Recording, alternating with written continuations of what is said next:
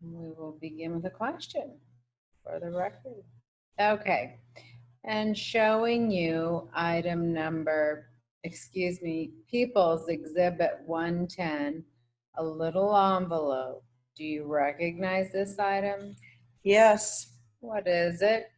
that would be the K-Pack or the envelope where I booked the bullets. Envelope that you booked what? The bullets. The ones that you found in 1332? Correct. 17 of them? Yes. In which part of the house? I'll give you the exact location if I just look at the report. This was that was located in the living room on a shelf in a cup. The bullets were inside like a styrofoam cup. Okay, small point, but let me just show you People's 111. Do you recognize the contents of this exhibit? Yes, that's the styrofoam cup where the bullets were. The 17 bullets were in here and they were on a shelf in the living room, In the living room. not in the northeast bedroom. No. Okay, all right. Now, this scale, could you check your report and see precisely where you found this scale? Is it your item 3 on your report, page 1? Yes. Oh, it was in a wood cabinet that was underneath this plastic tote that was in the northeast bedroom. So the search at 1332 East Weber, did you start that around 10:45 a.m. on April 3rd? Approximately, yes. And I take it then you did not find anything that you believed to be a controlled substance of any kind in 1332 East Weber. You didn't find any bags of drugs or anything like that. Nothing like that we were able to get a positive test on. Well, you mentioned some residue on the scale, and I imagine you had some suspicion about what would be on the scale. Correct. But was there enough there even to collect? No. Did you collect that, what you referred to as residue? Did you collect that and put it in a little container? No, it was left with the scale. I'm sorry? It was left with the scale. There wasn't much to. There wasn't enough to even collect a sample. No. In the same northeast bedroom inside the closet, did you find a school transcript for somebody named Verasak Thongsi? Yes. And in a drawer of the same wood cabinet where the scale was there a plastic storage container that contained a California ID card for Verasik Thongsi? Yes. And did you find also with the scale, with item number 3, the scale, did you find a citation written out to a person named Verasik Thongsi? Yes. You didn't find anything at 1332 East Weber that indicated that a person named Jackson Fasalium lived there. Phaysaleum.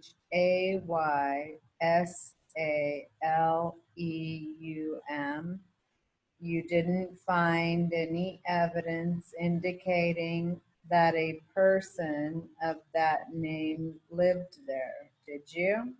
No, not that I know. And you found no firearms, correct? Correct. No firearms. And the rounds you found were .45 caliber? Correct.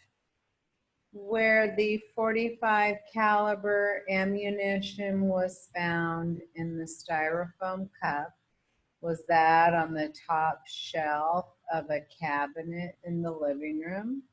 I believe so. I remember it was on a shelf on the wall in the living room. Did you indicate in your report that was the location? I believe so. Yes.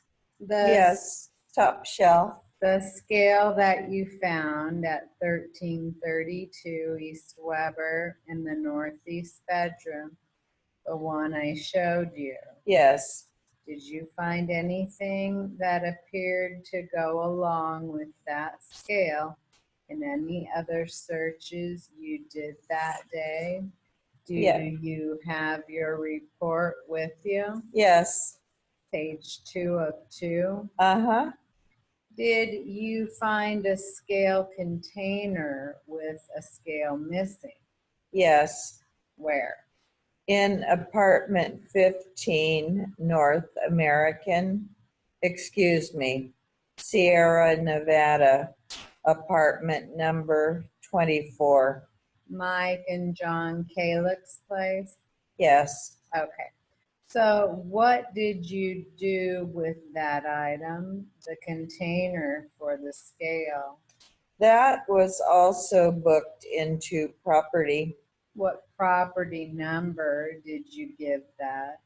I believe on the same one, B10727. What number? I don't have the numbers listed on my report. Did you think those items were connected somehow, or there was a box that a scale would go in that you found also at?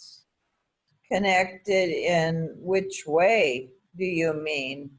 You found an empty container at 15 North Sierra Nevada. It was the cover for a gram scale, not a digital gram scale, but for a gram scale. It's not connected in any way with what is marked as People's 107, is it? Whatever you found at 17 North Sierra Nevada. Well, depends on how you mean by connected. It isn't, I mean, as in if you're putting pieces together, that scale does not go with that scale. What you found at 15 North Sierra Nevada was not part of what is marked as 107 here. Correct. Correct. Got a new witness now. Question. Please take the stand. State your full name and spell your last name for the record, please. John W. Eisel. Eisele. Where are you employed, sir? I'm employed by Delta Pathology Associates. They contract my services to the San Joaquin. They contract my services to the San Joaquin County, Stanislaus County coroner's offices. So you are a doctor? Yes, And did you perform an autopsy in this case on Demetrius Salmon and James Dudier? yes, I did. On what date did you perform the autopsies? April 3rd of 2004. And then based upon the autopsies, did you form an opinion regarding the cause of death? Yes, I did. Could you briefly explain to us your education, training, and experience that qualifies you to perform an autopsy upon somebody and then to come into court and tell us the cause of death?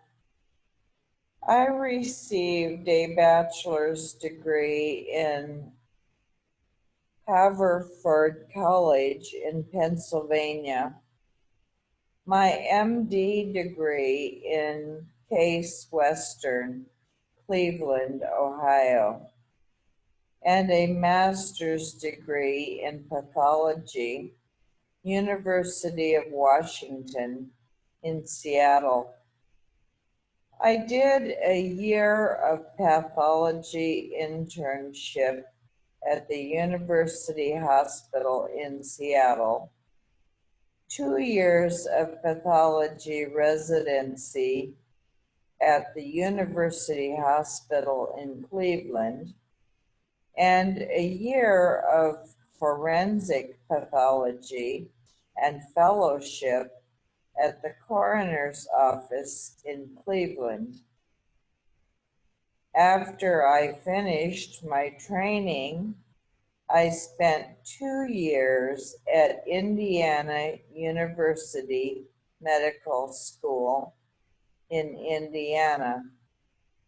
I was on the faculty there doing most of my service work for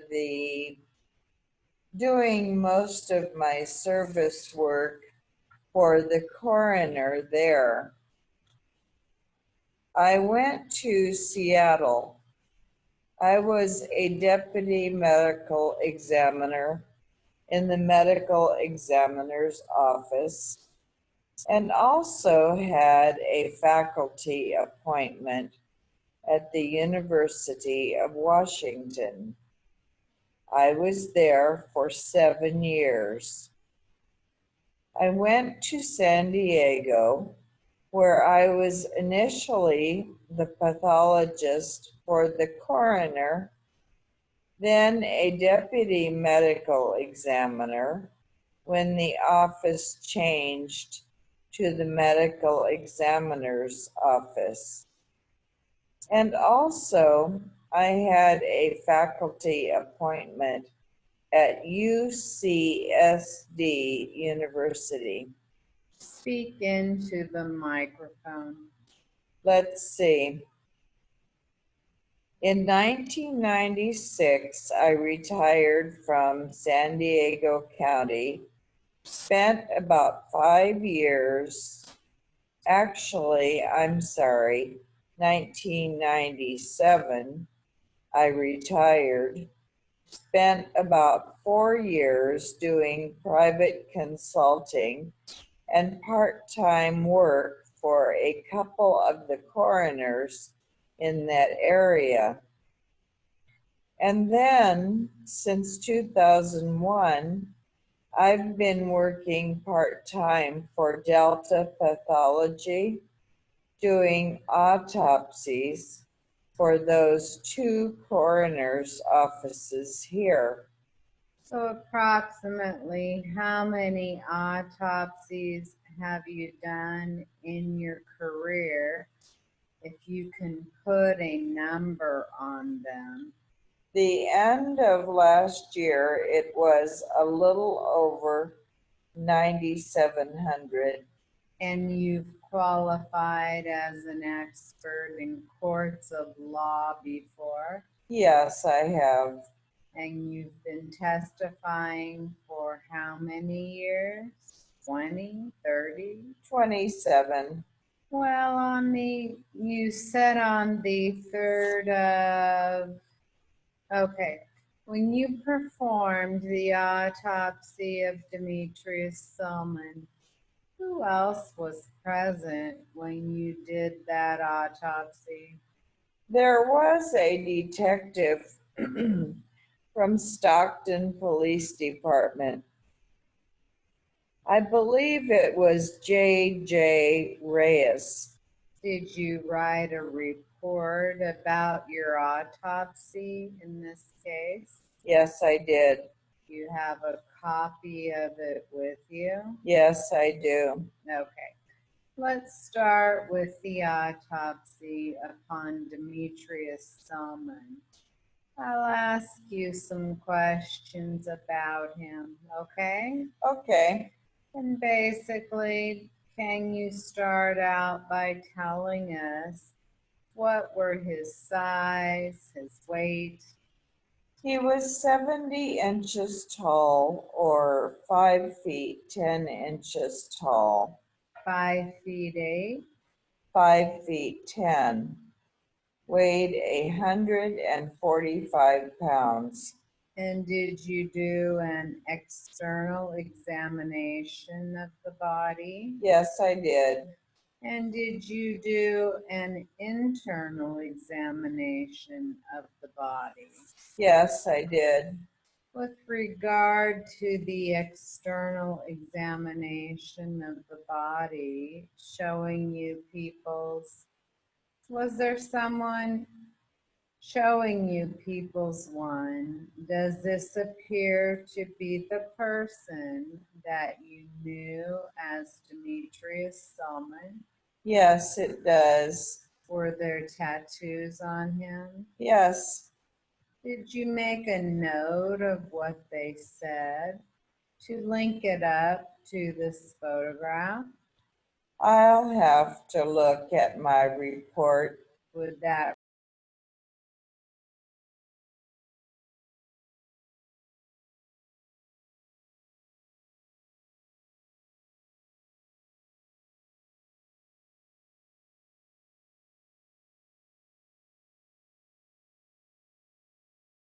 refresh your memory? Yes. On his chest, was there a tattoo? Yeah. On the right chest, right pectoral region, a tattoo said, "In loving memory of Bryant Orland, 1968 to 1989." Across the base of the neck, I'm sorry. Was there a tattoo that said, "Beloved son, Demetrius Jr."? Do you have your report, page 2? Yeah, yeah, Yes. yes. There was a tattoo. Pectoral region said, "My beloved son, Demetrius Jr." Does that photograph appear to be that person, People's One, that you had identified as Demetrius Selman? Yes, it does. Okay. Now, was there someone at the autopsy taking photographs? Yes. Brian McGinnis of the Stockton Police Department was taking photographs. Did you draw a sketch of the injuries that you saw on the body of Demetrius Selman? Yes, I did. May I have marked as people's next in order, number 112, which was preliminary hearing exhibit 11. If you want, I have a little bit more legible copies I made of those. Excuse me, do you have one for Demetrius Selman? Yeah, Okay, let me have that one marked as 112. Showing you People's 112. Do you recognize this exhibit? yes, it's actually a copy of a diagram that I made during the time of the autopsy. I just redid it so it's, as I say, a little more legible. Do you have the laser pointer in front of you there? Yeah, Did you see some evidence of some shotgun wounds? Yes or no? Excuse me, some gun wounds. gunshot wounds. Yes, Gun wounds. Did you give numbers to the various injuries that you saw? Yes or no? yes, Okay. Can you use that numbering system and go through them one by one now? yes. When you use the numbers, just to make it clear, are you ascribing any chronological order that the injuries were received? No, they're just numbers I put on there to organize the wounds, So, organize the report. so when you talk about injury number 1, that does not necessarily mean Mr. Selman received that as the first gunshot wound. Is that right? That's correct. And number 3 doesn't mean it's the first or last. Correct. Okay, let's start with number 1. Where did you see an injury on him that you marked as number 1? Number 1 was on the left upper arm over the bicep. There was an entrance wound. Have you drawn it in on People's 112? Yes, And where have you drawn it in? there's an entrance wound on the outside of the left bicep. And what does That's indicated N1. N is what I use for entrance. X is for exit. R for recovery. So the entrance wound is on the outside of the left upper arm, and the exit wound is on the inside of the arm. showing you photograph number 2. Can you make out from there what is shown in this photograph? Yes, this is a photograph taken of the upper arm of Mr. Selman. And again, It shows the entrance wound on the right of the photograph, exit wound on the left. How can you tell the difference between entrance and exit?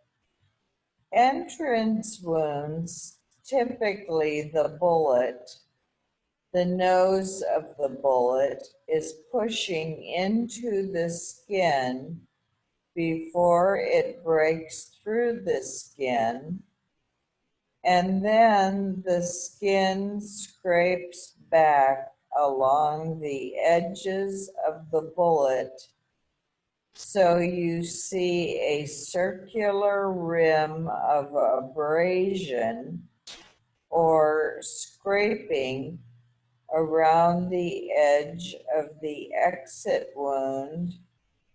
I'm sorry, the edge of the entrance wound. Can you tell about this injury number 1 to the left bicep, what direction it went? It was going from left to right. With the arm at the side, it was going from his left to his right. And with him in an erect position, it would have been going slightly upward. And was anything recovered in connection with that injury? No. All right, moving on to wound number 2. Show us on Exhibit 112 where the next injury was, or the one that you numbered 2. The entrance wound was on the left side of the chest, sort of in the front part of the axillar. Again, it's indicated here as N2. Was there an exit wound associated with that one? There was not an exit wound.